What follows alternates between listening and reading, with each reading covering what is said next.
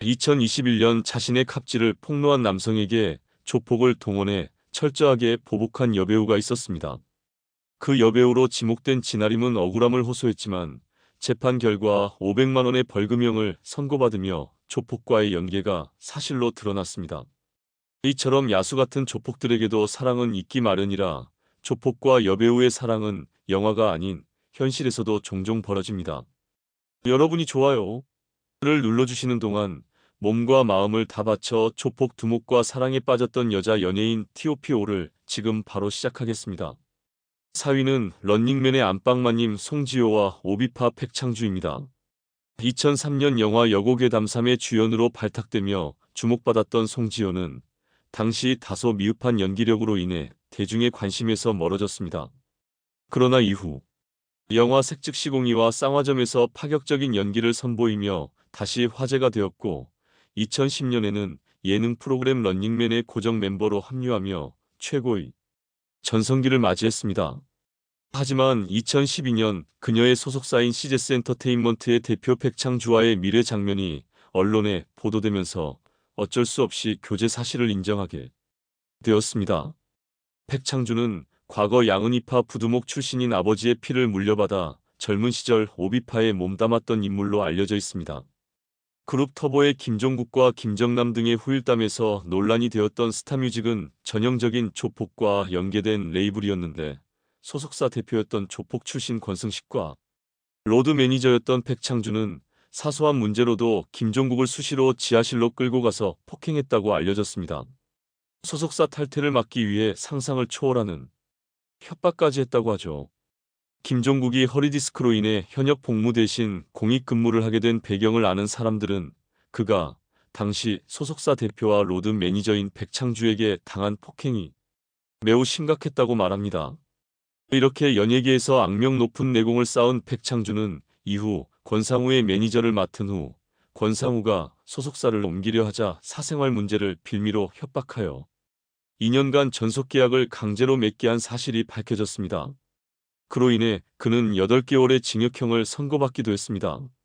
이처럼 소속 연예인들에게 악명이 높았던 인물이기에 소속사와의 계약 만료와 동시에 백창주와 결별을 선택한 송지효가 그동안 정말 백창주와 진심으로 교제했는지 아니면 두려움 때문에 끌려다녔던 것인지에 대한 의문은 여전히 남아있습니다. 그 이후 송지효는 CGS 엔터테인먼트와의 매니지먼트 업무를 종료하고 백창주 대표와도 2년 전 연인 관계를 정리한 것으로 알려졌습니다. 이러한 배경을 고려할 때 송지효의 선택이 진정한 사랑이었는지 아니면 다른 요인이 작용했는지에 대한 의문은 여전히 남아있습니다. 3위는 그룹 업타운의 정양화와 신영광파 배상윤입니다. 윤미래가 탈퇴한 후 제시를 영입하며 제2의 도약을 꿈꿨지만 대중의 호응은 예전과 같지 않았습니다. 그러던 중 6집에서 새롭게 영입된 멤버가 바로 브라우니 정양화였습니다.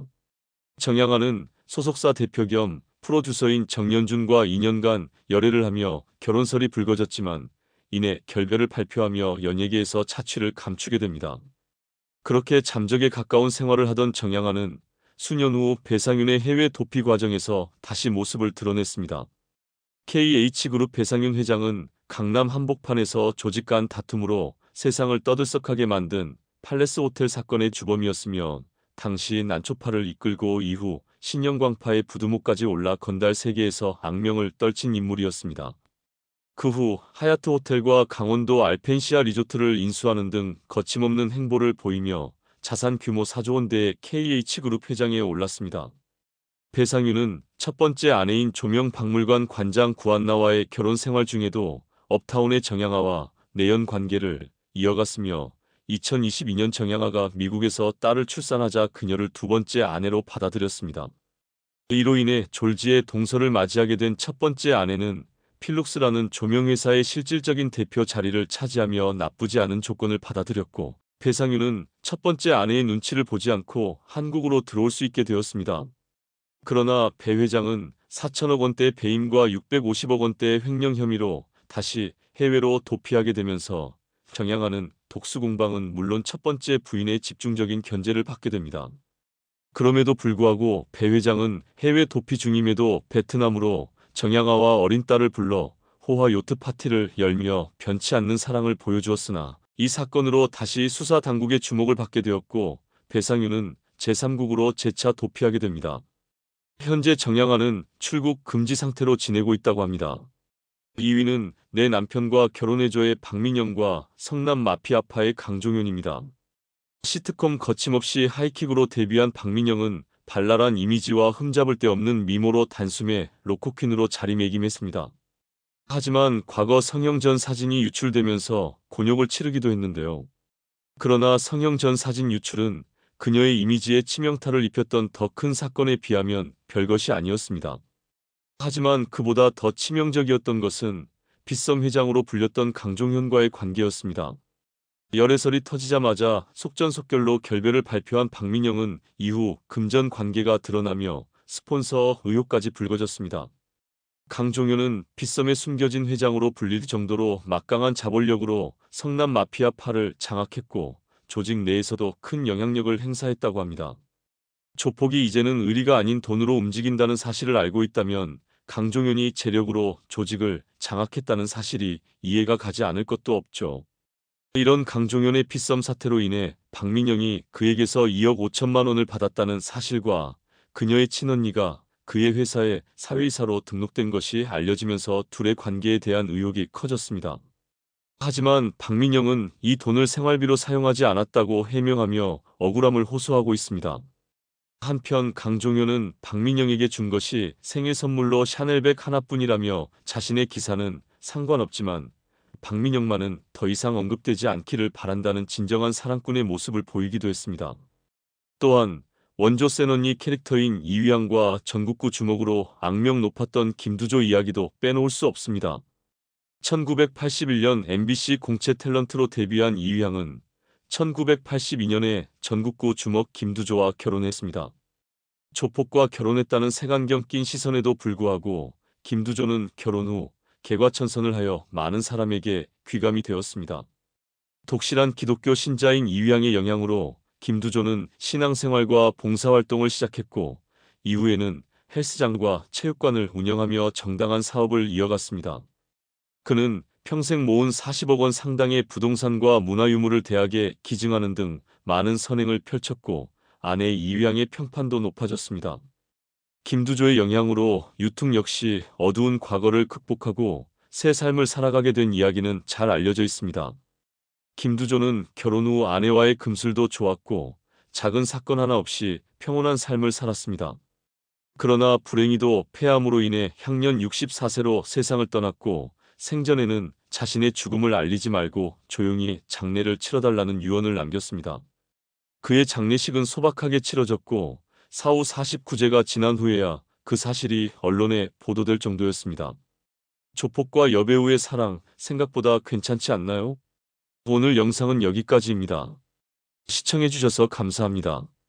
1위는 저 높은 곳을 향하여의 이영화와 신20세기파의 정병화입니다.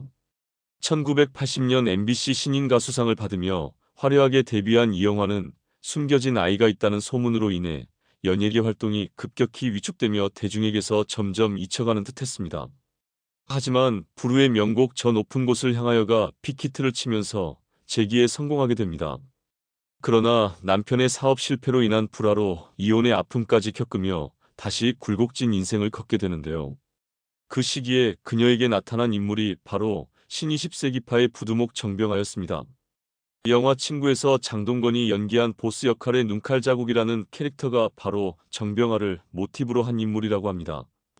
과거 조폭 생활을 하며 온갖 나쁜 짓을 일삼았던 그는 그 시절을 회고하며 반성했고 이영화를 만나면서부터 서서히 변화하기 시작했습니다.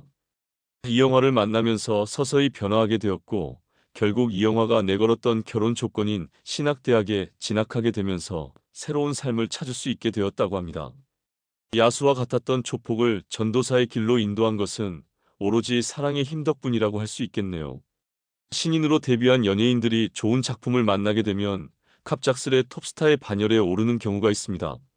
이런 상황에서 자신이 굉장히 특별하다고 착각하며 태도가 달라지는 연예인들도 종종 존재합니다. 일반인들도 갑작스러운 신분 상승이나 사회적 위치의 변화로 인해 이러한 태도를 보일 수 있죠. 오늘은 연예인으로서 갑질을 하다가 어느 순간 TV에서 자취를 감춘 연예인 탑 3을 소개해 드리겠습니다. 3위는 바로 이정진입니다.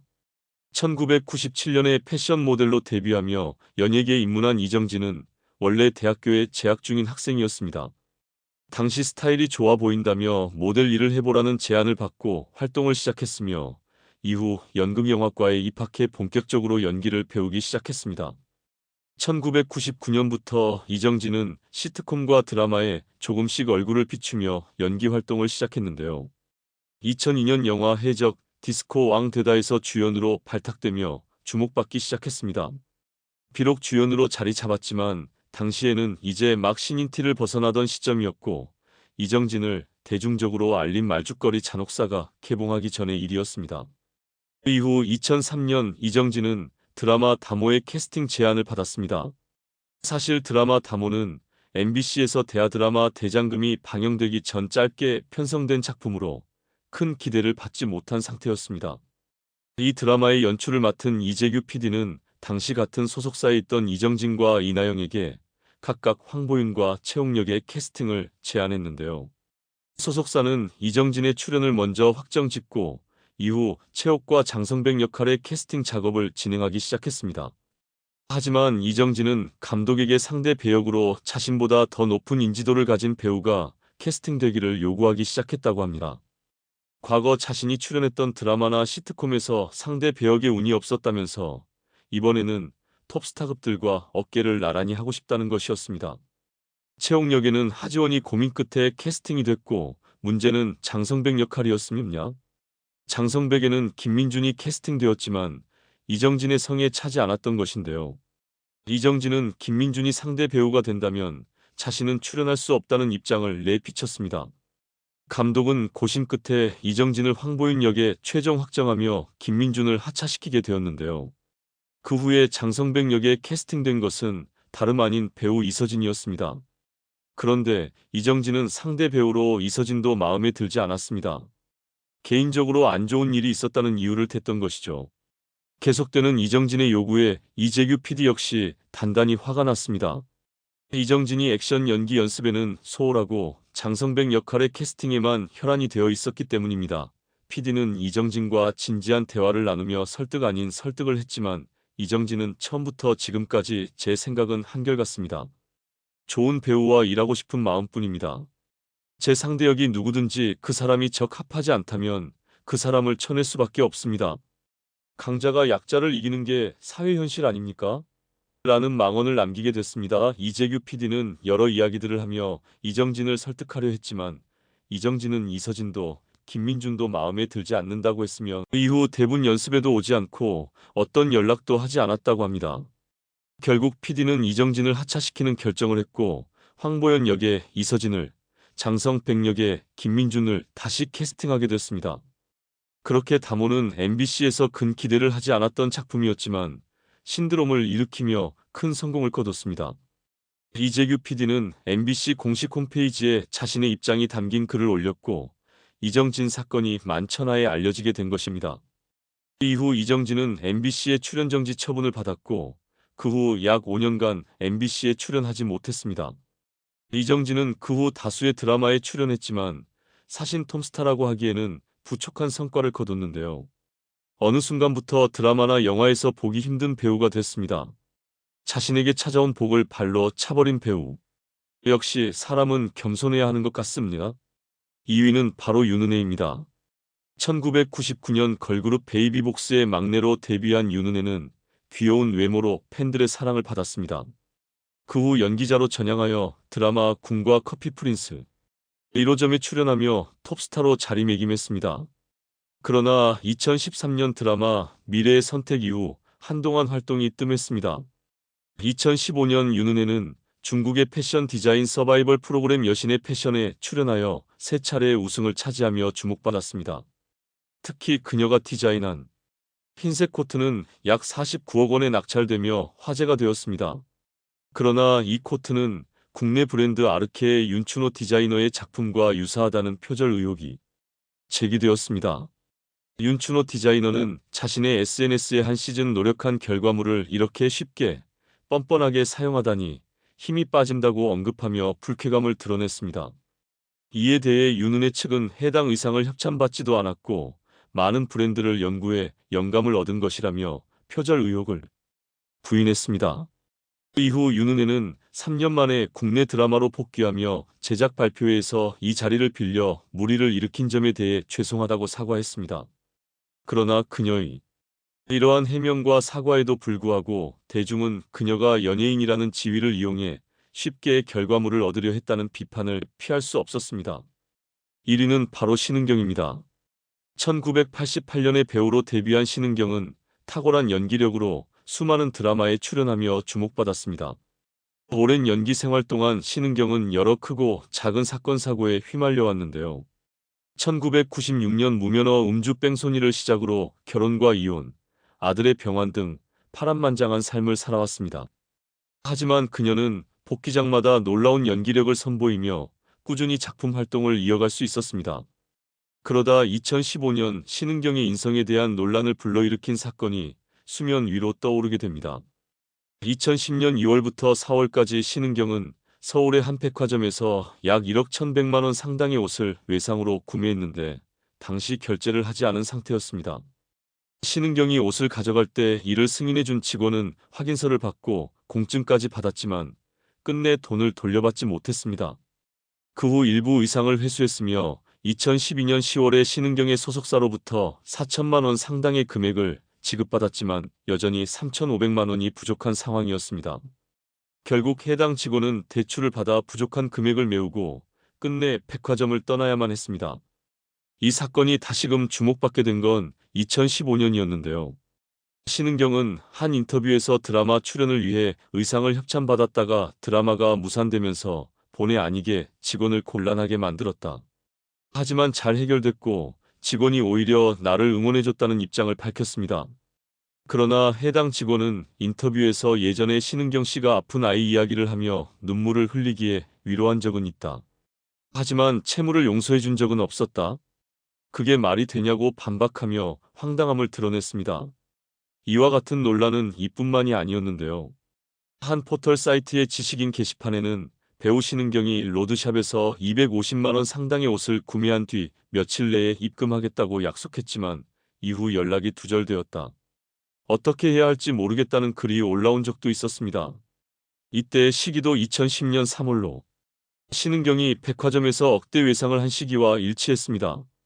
연예인이고 얼굴이 알려져 그것을 담보로 외상을 했다면 당연히 갚아야 하는 것이 맞을 텐데 신은경이 보여준 행동은 상식적으로도 이해가 가지 않는 행동입니다. 하지만 이런 논란에도 신은경은 여전히 드라마에 출연하며 활동하고 있습니까? 다 연기력을 키우기보다 상식을 키우는 것이 어떨까 싶네요. 어떤 연예인들은 대중의 시선을 사로잡기 위해 때로는 상상도 못할 방법으로 거짓을 꾸며내기도 합니다.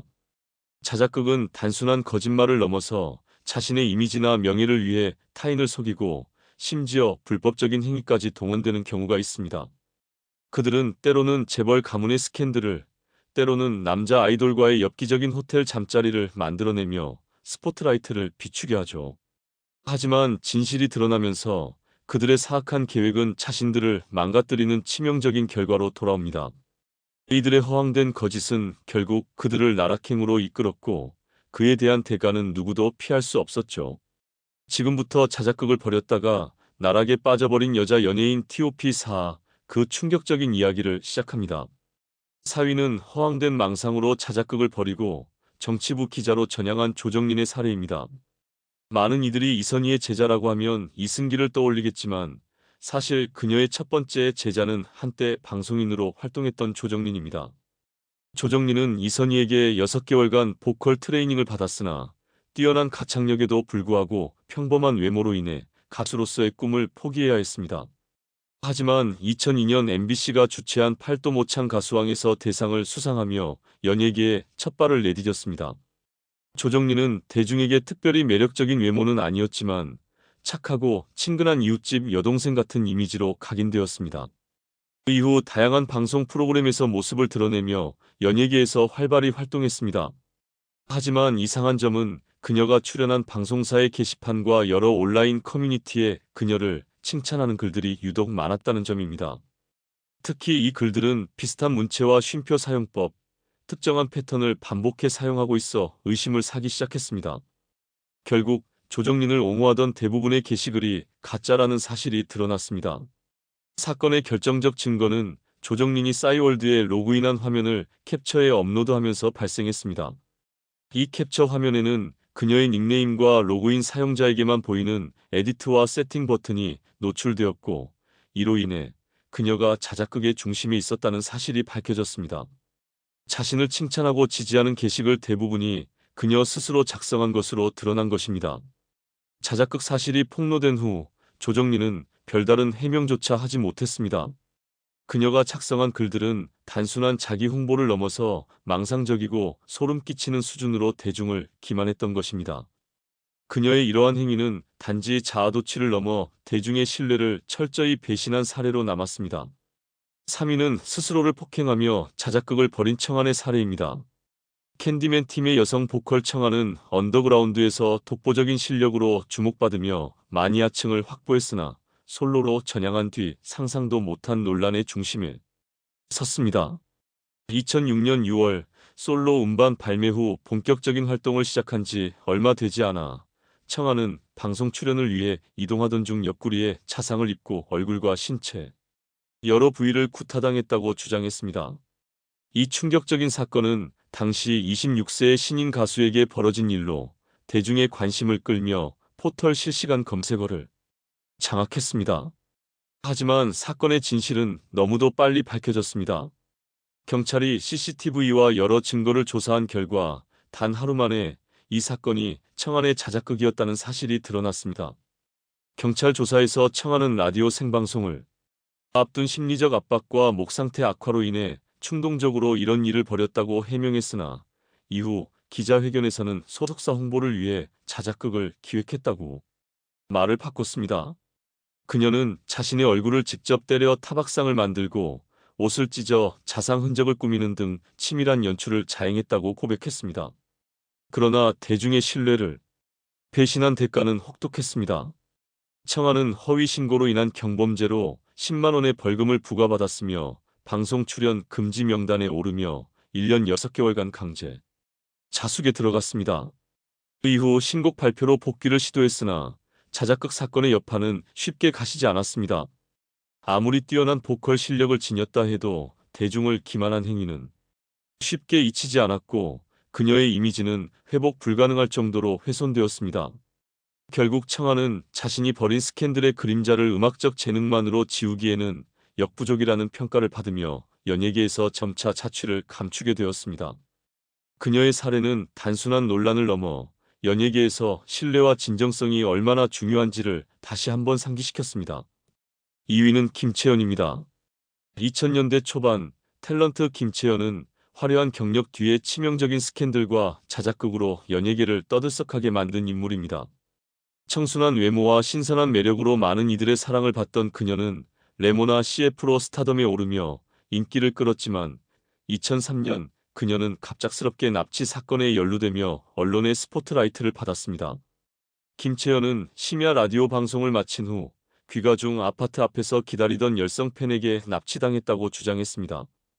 그녀는 약 1시간 30분 동안 끌려다니다가 일산의 한 교회에서 풀려났다고 밝혔고 이 사실을 사촌 오빠에게 전하면서 경찰에 신고되었습니다. 그러나 사건이 점차 커지면서 그녀의 진술에 의문이 제기되기 시작했습니다. 경찰의 수사 과정에서 김채연은 자신의 초기 주장을 번복했습니다. 처음엔 납치라고 주장했지만 경찰의 추궁 끝에 자발적으로 차에 탔다는 사실을 시인하면서 사건의 실체가 드러났습니다. 사건의 진상은 김채연이 40대 대기업 간부이자 그녀의 스폰서였던 남성과의 은밀한 관계에서 비롯되었고 그날 밤 발생한 일은 납치가 아닌 자작극이었다는 사실이 밝혀졌습니다. 김채연은 스폰서에게 이제 그만 만나자고 말하려다 사건을 은폐하기 위해 거짓말을 했던 것으로 드러났습니다. 김채연은 자신이 납치범에게 강제로 끌려갔다고 주장했지만 실제로는 한강 둔치에서 스폰서와 2시간 동안 대화하며 자작극을 벌인 사실이 드러났습니다. 사건의 전말이 밝혀지면서 그녀의 이미지는 완전히 추락했으며 결국 연예계를 떠나게 되었습니다. 하지만 김채연은 연예계 복귀를 포기하지 않았습니다. 이름을 김성경으로 개명하고 새로운 작품에 도전했지만 하반신 마비를 가장하며 동정을 유도하려는 또 다른 자작극이 발각되면서 복귀는 실패로 돌아갔습니다. 현재 그녀는 유기묘를 돌보며 살아가고 있다는 소식이 전해졌습니다. 더 충격적인 사실은 20년이 지난 지금 김채연이 방송에 출연해 납치당한 게 맞다고 주장하며 기존의 진술을 뒤집고 있다는 점입니다. 이 사건은 연예계에서 가장 큰 자작극 사건으로 기록되며 김채연은 대중에게 진실성이 결여된 인물로 각인되며 오명으로 남아 있습니다. 1위는 재력을 가진 스폰서를 위해 애인을 배신하고 충격적인 자작극을 벌인 심연정의 사례입니다. 미스 에이전트라는 성형 리얼리티 프로그램을 통해 화려한 외모로 재탄생한 걸그룹 헤이미스의 멤버 심연정. 그녀의 외모에서 느껴지는 과도한 인위성 때문이었을까요? 데뷔 초기부터 그녀의 뒤를 지원하는 스폰서가 있다는 소문이 방송가에 퍼져 있었습니다. 이 소문은 근거 없는 험담 수준을 넘어 실제로 30대 자산관리사와 정기적으로 만남을 가진다는 구체적인 정황까지 드러나면서 심지어 결혼설까지 제기되었습니다. 그러나 문제는 심연정에게 수년간 동거해온 또 다른 애인 B씨가 존재했다는 사실입니다. 결정의 순간에 놓인 그녀는 고민할 필요도 없다는 듯 자산관리사를 선택했습니다. 그러나 그녀에게 남은 하나의 큰 걱정거리가 있었으니 B씨와의 관계에서 찍힌 사적인 사진과 영상들이었습니다. 이 자료들이 그녀의 발목을 잡고 협박의 도구로 사용될지도 모른다는 두려움이 그녀를 사로잡았습니다. 심연정의 고민을 들은 자산관리사는 과감한 행동을 취합니다. 그는 B씨의 집으로 찾아가 폭행을 가하며 스마트폰의 유심칩을 탈취하는 데 성공했습니다. 하지만 이 과정에서 B씨에게 전치사주의 부상을 입히는 바람에 자산관리사는 강도상의 혐의로 고소당하게 되었고 결국 구속 위기에 처했습니다. 이를 계기로 심연정은 상상조차 하기 힘든 충격적인 자작극을 실행에 옮기게 됩니다. 심연정은 경찰에 자신이 남자친구에게 강제로 성폭행당했고 뒤늦게 자산관리사가 구하러 왔다가 물리적 충돌이 벌어졌다고 거짓 진술했습니다. 이 터무니없는 무고로 인해 애인 B씨는 억울하게도 중대한 범죄자로 몰릴 뻔했지만 다행히 경찰 조사로 진실이 밝혀져 누명을 벗을 수 있었습니다. 반면 자산관리사는 폭력 혐의로 징역 3년 6개월의 실형을 선고받았습니다. 심연정은 무고죄로 집행유예를 선고받았으며 이 사건으로 연예계 활동이 사실상 끝난 상태입니다. 그 이후 그녀는 이름을 하은으로 개명하고 배우로의 복귀를 시도하고 있지만 과거의 충격적인 행적은 여전히 대중의 뇌리에 강렬하게 남아있어 성공 가능성은 희박하다는 평가를 받고 있습니다.